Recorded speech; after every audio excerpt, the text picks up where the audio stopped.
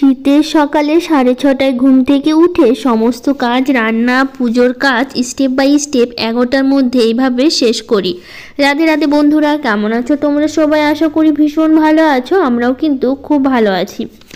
আজকে হচ্ছে শনিবার, তোমাদের সাথে নিয়ে আজকের ব্লগটা শুরু করছি। সাথে থাকো, আজকের ব্লগটা তোমাদের খুব ভালো লাগবে। সকালের শুরুটাই যে গাছের কিছু ফুল দিয়ে তোমাদের সাথে শুরু করলাম। আর গাছে তো এত সুন্দর ফুল ফোটে, তো তোমাদের সাথে শেয়ার না করলে ভালো লাগে না। গাছ ভর্তি তো প্রচুর ফুল, তোমরা তো প্রতিদিনই দেখাই তোমাদের। আর গাছে এত ফুল ফুটেছে, দেখতে যা লাগে না সত্যি বলতে। যখন মানে প্রথম দুটো একটা ফুল ফুটতো তখন খুব একটা ভালো লাগতো না, কিন্তু এখন যেই দেখছি যে মানে একদম গাছ ভর্তি ফুল ফুটছে তখন কিন্তু খুব ভালো লাগছে গাছগুলো দেখতে। কিন্তু সামনের গাছগুলোতে এখনও ঠিক মতো ফুল ফোটেনি। যখন ঠিক মতো সবগুলো গাছে ফুল ফুটবে তখন তো দেখতে আরও ভালো লাগবে। তো এই যে জামা কাপড়গুলো ভাঁজ করে রেখেছিলাম সেগুলো আর গোছানো হয়নি, তো ভাবলাম কি এখন হচ্ছে সব জামা কাপড়গুলো গুছিয়ে রাখি। তো সেই জন্য সব জামা কাপড়গুলো এখন গুছিয়ে নিচ্ছি। তো কিছুটা আলমারিতে তুলে রাখলাম, আর কিছুটা যেগুলো হচ্ছে সব সময় পরা হয় সেগুলো বাবানের আমার নাইটিগুলো আছে, এগুলো হচ্ছে সবটাই হচ্ছে আলনাতে হচ্ছে গুছিয়ে রাখছি। এখানে তো গুছিয়ে রাখি প্রতিদিনের জামা কাপড়গুলো, যেগুলো প্রতিদিনই পরা হয় সেগুলো হচ্ছে এখানে গুছিয়ে রাখা হয়। তো সেই জন্য এখানেই গুছিয়ে রাখছি। আর বাকিগুলো তো আলমারিতে তুলে রেখেছি। তো এখানে বাবানের নিচের দিকগুলোতে হচ্ছে বাবানের রাখি আর কি। বাবান যেগুলো প্রতিদিনই পরে জামাগুলো, প্যান্টগুলো, সেগুলো হচ্ছে নিচের দিকে হচ্ছে বাবানের রাখি। তারপরে বইগুলো গোছাতে হবে, অনেক বইগুলো সব এলোমেলো করে রেখেছে। রাত্রেবেলা পড়াশোনার পর ওভাবে গুছিয়ে রাখে, তো রাতে তো আর আমি গুছানো হয়ে ওঠে না, সকালবেলা ছাড়া আর গুছিয়ে উঠতে পারি না। তো সেই জন্যভাবে অগোছালো হয়েই থাকে। তো আমাকে এখন সবগুলো বই গুছিয়ে নিতে হবে। তো সেই জন্য সবগুলো বই গোছাবো। আগে ভাবলাম কি এদিকে যে কসমেটিকগুলো আছে না, এগুলো দেখছি আবার হচ্ছে যে বাবা নিয়ে কখনো মুখে লাগায়, তখন এই দাঁড়িয়ে মানে দাঁড় করিয়ে রাখি, তো সেগুলো আবার পড়ে যায় আর কি।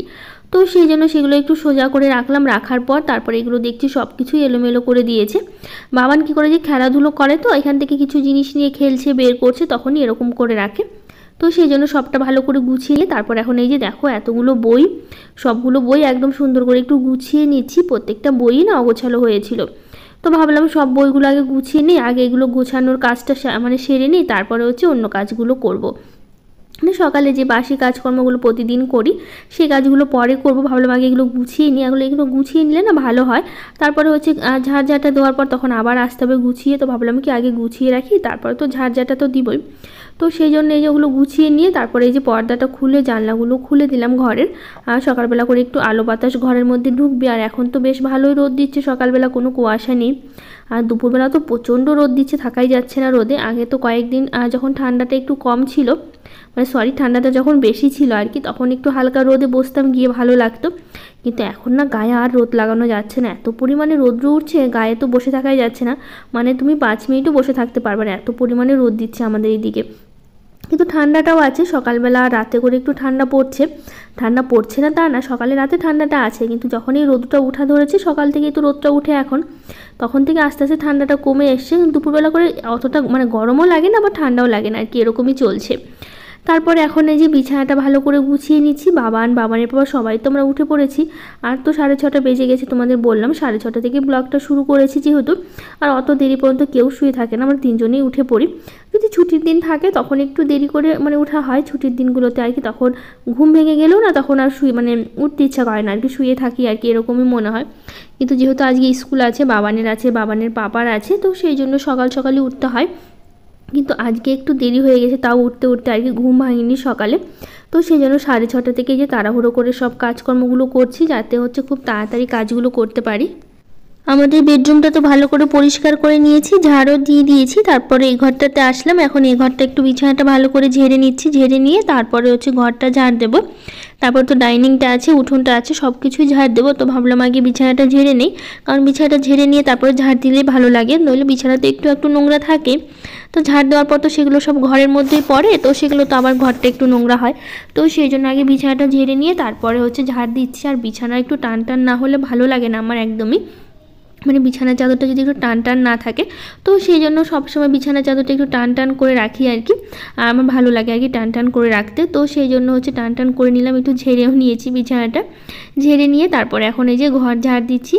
তো হচ্ছে রেক্সোনা দিদিভাই বলেছে খুব ভালো লাগলো ভিডিও, দিদিভাই রান্নার রেসিপিগুলো খুব ভালো লাগলো। দিদি তোমার হাতের কাজগুলো তুলনা হয় না, খুব খুব সুন্দর তুমি। থ্যাংক ইউ দিদিভাই, অনেক অনেক ভালোবাসা।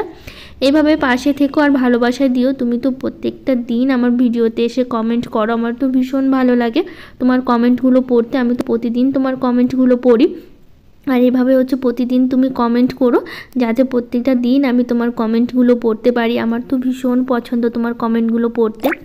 তো যাই হোক, এইদিকে দেখো ঘরের ভিতরটা তো ঝাড় দিয়েছি, দিয়ে এখন এই যে দরজার সামনেটা ঝাড় দিচ্ছি, দিয়ে তারপরে হচ্ছে উঠোনটা ঝাড় দেবো। তো এই যে বাবান, আমরা বললাম না সবাই উঠে পড়েছে, আর বাবান কিন্তু ব্রাশ করছে ঘুম থেকে উঠে। তো এইদিকে দেখো এই যে বাবান হচ্ছে ব্রাশ করা শুরু করে দিয়েছে। তো এইদিকে বাবান ব্রাশ করছে, আমি বললাম যাও মুখ ধুয়ে নাও। ও বলছে আমার এখনও ব্রাশ করা হয়নি, আমি একটু পরে মুখ ধোবো। তারপরে যে ঝাড় দিতে দিতে ওইদিকে আবার চলে আসলো ওই জল নিয়ে, ওই ওখানে দাঁড়িয়ে দাঁড়িয়ে কিন্তু ও মুখ ধুচ্ছে। ও কিন্তু প্রত্যেকটা দিন বাইরে এসে হাত মুখ ধোয়, ব্রাশ করে প্রতিদিন, ভেতরে কিন্তু করে না। ওর ব্রাশটা তার জন্য বাইরেই রাখা আছে, আসলে প্রতিদিন ও বাইরে করে, তো ওর বাইরে করতে নাকি ওর ভালো লাগে, তো সেই জন্য বাইরেই করে। তো এইদিকে ওর হাত মুখ ধুয়ে নিল, একদম সুন্দর করে ব্রাশ করে নিল, নিয়ে তারপরে হচ্ছে এখন ঘরে চলে গেল।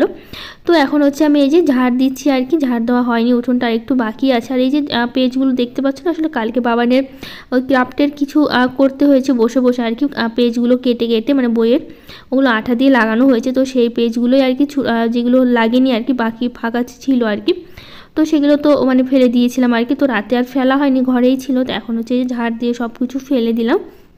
তো এখন ঝাড় দিয়ে দেওয়া হয়ে গেছে। তো দরজাটা এখন বন্ধ করে দেবো, দিয়ে তারপর একটু দরজার সামনে একটু জল দেবো, কারণ প্রতিদিন তো জল দিই, তো সেই জন্য জল না দিলে না ভালো লাগে না। তো সেই জন্য এখানে জল দিয়ে দিচ্ছি, দিয়ে না তারপর কয়েকটা পালঙের ডাঁটা তুলবো। আসলে পালঙের ডাঁটা খাওয়া হচ্ছে না কয়েকদিন ধরে, আর আমার তো বেশ লাগে পালঙের ডাঁটাগুলো খেতে, কিন্তু এখন আর সেই না কচিটা নেই আর কি, অনেকটাই শক্ত হয়ে গেছে, দেখলাম অতটা ভালো লাগছে না খেতে। আরও কিছুদিন আগে খেতে হতো, যেহেতু ফুল চলে এসে তো ডালগুলোতে, আরও কিছুদিন আগে খেলে না ভালো হতো। তবু কয়েকটা তুলে নিলাম, দেখো পালঙের ডাঁটাগুলো তুলে নিয়ে চলে যাব এখন ঘরে আর কি। তো এই যে তারপরে ফ্রেশ হয়ে নেবো একটু। তো দেখো এখনও কিন্তু বেশ অনেক শাক আছে ডালগুলো, মানে গাছগুলোতে এখনও গাছ ভর্তি শাকগুলো আছে।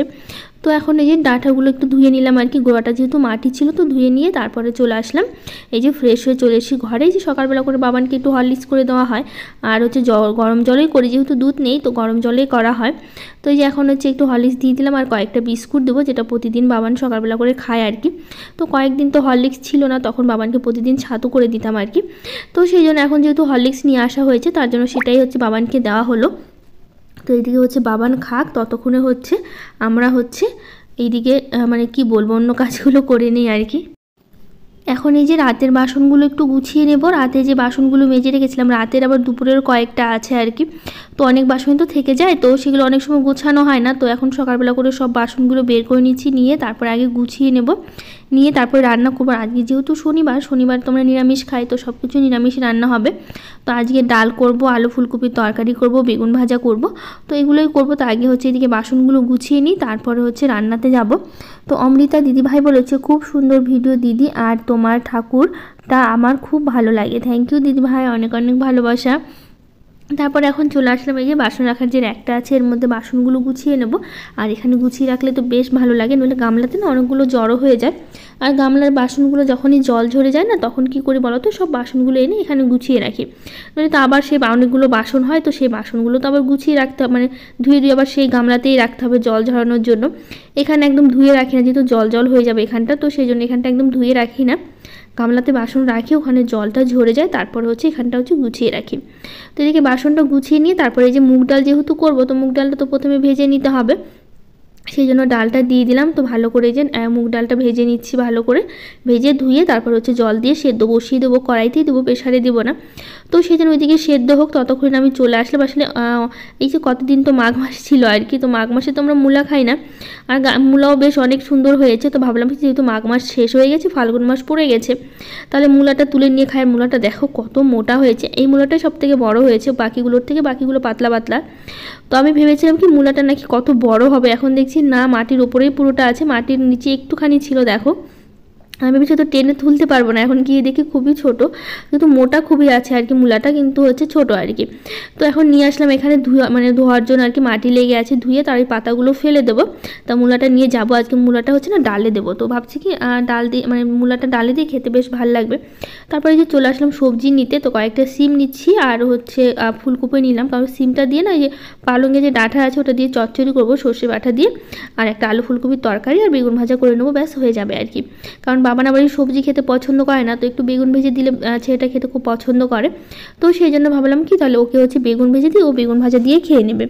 তো সোনালী দাস দিদিভাই বলেছে খুব সুন্দর হয়েছে ভিডিও দিদিভাই, তোমার কথাবার্তা খুব সুন্দর, থ্যাংক ইউ দিদিভাই।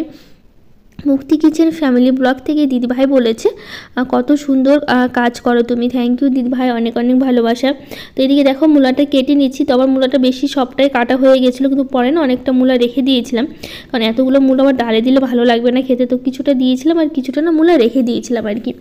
তো শ্রেয়সী ব্লগ থেকে দিদিভাই বলেছে দিদিভাই আমারও খুব পছন্দ জানো তো, খেজুর দিয়ে টমেটোর চাটনি, খুব খুব ভালো লাগলো তোমার ভিডিও, থ্যাংক ইউ দিদিভাই, আমার তো ভীষণ পছন্দ, তো আমি সেই জন্য একটু বেশি করে খেজুর আনিয়ে রেখেছি, কারণ যখন খেতে ইচ্ছে করবে টমেটো চাটনি করে খাওয়া যাবে, তো সেই জন্য একটু বেশি করে খেজুর এনে রেখেছি, মাঝে মধ্যে খাওয়া যাবে। তো এদিকে বেগুন ভাজা করবো, তো কড়াইতে ছিল অনেকটা তেল, কালকে তেল ছিল আর কি, কালকে ওই কড়াশুঁটি কচুরি করা হয়েছিল সেই তেলটা ছিল, তো ভাবলাম কি তেল যেহেতু আছে তো বেগুনটা ভেজে নিই, তো বাকি যে তেলটা থাকবে তখন আবার ঢেলে রাখবো, তো সেই জন্য আগে বেগুন ভাজাটাই করে নিচ্ছি আর কি। নিয়ে তো এদিকে ডালে হচ্ছে ডালে ফোড়ন দেবো, ডালটা তো আমার সেদ্ধ হয়ে গেছে, তো একটু আদা জিরা আর হচ্ছে শুকনো লঙ্কা এগুলোই ফোড়ন দিচ্ছি, তো ডালটা হচ্ছে ফোড়ন দিয়ে নিই, তারপর ওইদিকে হচ্ছে পাশে বেগুনটা বসিয়ে দিয়েছি, বেগুন ভাজাটা হয়ে যাবে, এদিকে ডালটাও হয়ে যাবে, তারপর দুটো কড়াইতে হচ্ছে ফুলকপি দেবো আর একটাতে হচ্ছে পালঙের ডাঁটা যে চচ্চড়িটা করবো সেটা দেবো আর কি, তাহলে দুটো রান্না খুব তাড়াতাড়ি কিন্তু হয়ে যাবে আর কি। তো সেই জন্য একটু দুটো কড়াইতেই করি যাতে খুব তাড়াতাড়ি রান্নাগুলো প্রতিদিনই হয়ে যায়। তো কিছুটা বেগুন ভেজে তুলে নিলাম, আর কিছুটা বেগুন দিচ্ছি আর কি, কয়েকটা বেগুনে রেখে গিয়েছিলাম কারণ একবারও হচ্ছিল না, তো সেই জন্য দুবারে দিলাম। তো এদিকে দেখো বেগুন ভাজাটা তুলে নিয়ে তারপর এখন এই যে আলু ফুলকপিটা বসিয়ে দিয়েছি ভাজতে, তো এখন এদিকে ভাজা ভাজা হোক, আর পাশে হচ্ছে এদিকে ডালটাও হয়ে গেছে আমার, তো এদিকে দেখো পালঙের ডাঁটাটাও বসিয়ে দিয়েছি আমি, দুটো তাড়াতাড়ি একসাথে করছি যাতে খুব তাড়াতাড়ি কিন্তু হয়ে যায়।